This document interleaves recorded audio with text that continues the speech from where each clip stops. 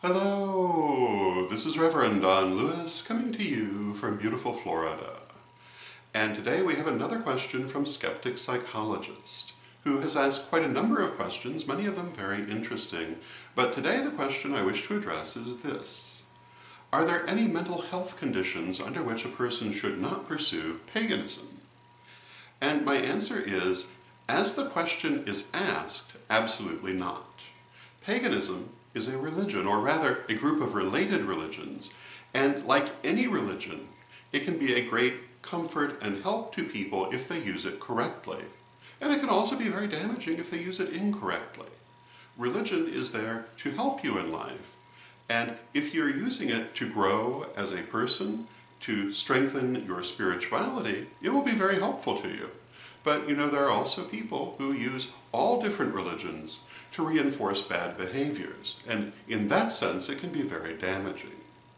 So, no matter what religion we're talking about, if you ask, is it inappropriate for people with certain mental health conditions to pursue that religion, in my opinion, the answer is always going to be no. However, how they pursue it can be another matter.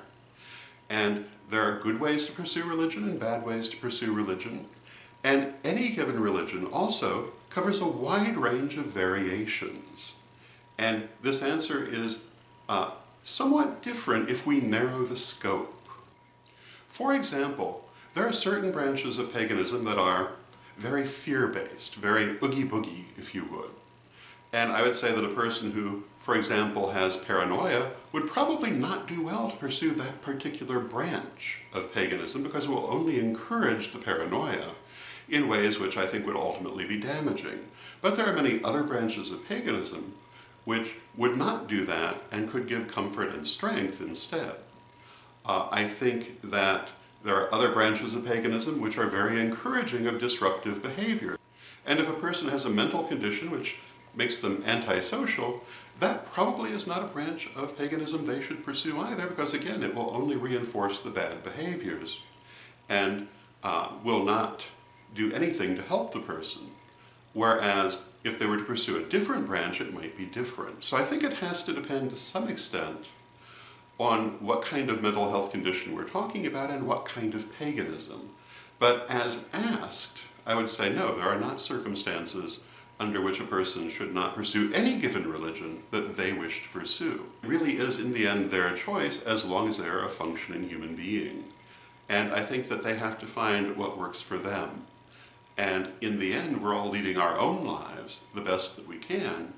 And who am I to say what will or will not help them? I believe very much that Spirit comes to each person in the way that's right for them. And Spirit can use any tool, any religion, any philosophy, any circumstance to work with a person who's, in fact, willing to work. So I think that regardless of what religion you're in, regardless of what circumstance you're in, spirituality can always be a strengthening and improving factor in your life. And it also can not be if you're not open to it. I think in the end it depends on the person, their openness to spiritual growth, and also what their needs are. There are many parts of paganism which are all about fellowship and community, just as there are parts of Christianity or Islam or any other religion you might name, which are more about community than theology.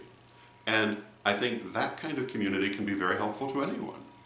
So that would be my answer, but I will say that I don't think that every branch of paganism is going to be helpful for every person, particularly in this question.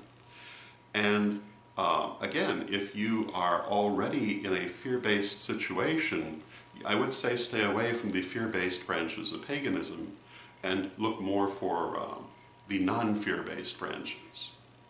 And if you wonder which ones are fear-based, you don't have to look at them very long to see.